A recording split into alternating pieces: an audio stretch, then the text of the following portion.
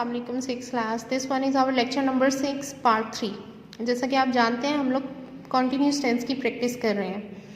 Present और past continuous में आप लोगों को पिछले 2 लेक्चर्स में बता चुकी हूँ और अब हम करने जा रहे हैं फ्यूचर कॉन्टीन्यूस टेंस।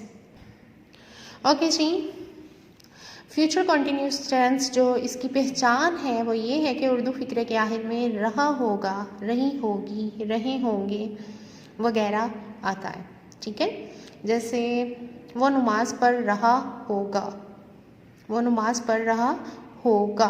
ठीक है, अब हम इसके स्ट्रक्चर की तरफ आते हैं। आपने ये टेंस भी बिल्कुल वैसे ही करना है जैसे मैंने आपको बताया था कि पहले आप इसका सारा स्ट्रक्चर लिखेंगे।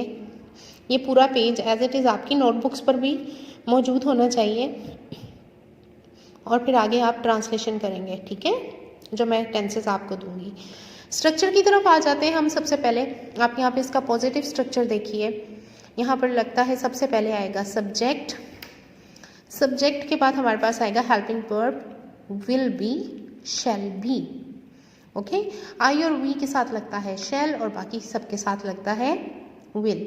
ठीक है, will be, shall B, first form of verb with ING और फिर आ जाएगा ऑब्जेक्ट। फिर वही बात, एक बात जो कॉन्टीन्यूस टेंस में कॉमन है वो ये है कि चाहे प्रेजेंट कॉन्टीन्यूस टेंस हो, पास्ट कॉन्टीन्यूस टेंस हो या फ्यूचर कॉन्टीन्यूस टेंस, इन तीनों में फर्स्ट फॉर्म ऑफ वर्ब के साथ ING लगता है। ठीक है, first form of verb use होती है, साथ में ING लगाते हैं। सिर्फ हेल्पिंग वर्ब चेंज हो जाते हैं। प्रेजेंट कॉन्टीन्यूस टेंस में हेल्पिंग वर्ब्स थे is, am, are. Past continuous tense में हेल्पिंग वर्ब थे वॉज, वर। और फ्यूचर कॉन्टीन्यूस टेंस में हेल्पिंग वर्ब्स हैं will be, shall be. Negative sentence बनाते हुए हम क्या करेंगे, सब्जेक्ट आएगा, हेल्पिंग वर्ब आएगा विल और शैल, फिर नोट लगाएंगे और उसके बाद भी आप देख सकते हैं ब्रैकेट में मैंने ये ऐसे लिखा हुआ है, shall not be, will not be.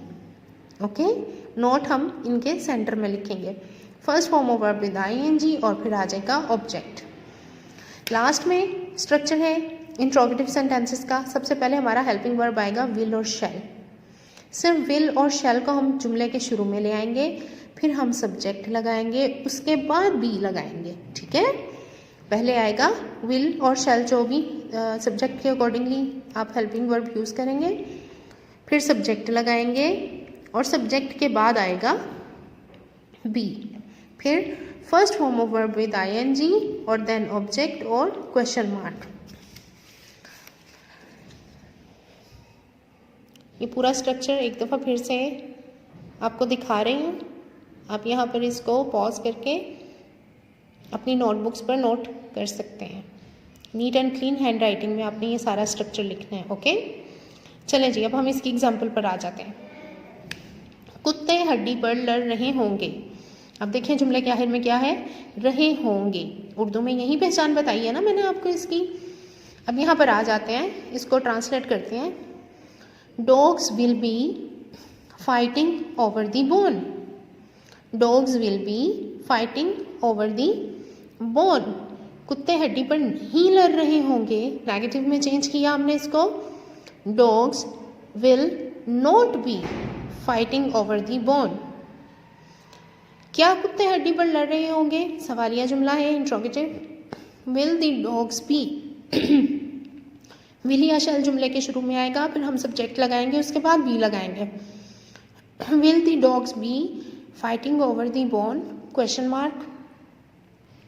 Okay जी स्टूडेंट्स, अब आपने ये ट्रांसलेट करना है इंग्लिश में इन जुमलों को अपनी नोटबुक के ऊपर ही। गुलहरी झाड़ियों के पीछे छुप रही होगी। कुत्ता गुर्रा रहा होगा। तुम घर के काम कर रहे होगे। बादल गरज रहा होगा। क्या वो नक्शा बना रहा होगा। मैं भाग नहीं रहा हूँगा। दर्जी कपड़े नहीं सी रहा होगा। क्या अली लैंप बुझा रहा होगा। क्या हम दरिया अबूर कर रहे होंगे। क्या वो पहाड़ी पर चढ़ रहे होंगे। आपने इन जुमलों को ट्रांसलेट करना है neat and clean hand writing में। सबसे पहले आपने ये स्ट्रक्चर लिखना है। आपने सबसे पहले ये एक पेज पे स्ट्रक्चर सारा लिखना है neat and clean hand writing में, और अगले पेज पर आपने हेडिंग देनी है ट्रांसलेट इनटू इंग्लिश, और आपने इन सारे जुमलों को जो अभी मैंने बोले हैं आपने इनको इंग्लिश में ट्रांसलेट करना है। This one is your homework, और आपको आपके होमवर्क के मार्क्स भी दिए जाएंगे जो आपके एनुअल पेपर्स में ऐड होंगे। ठीक है, ये आपका छुट्टियों का काम है इंग्लिश का। साथ साथ अपना ख्याल रखिएगा। अल्लाह हाफ़िज़।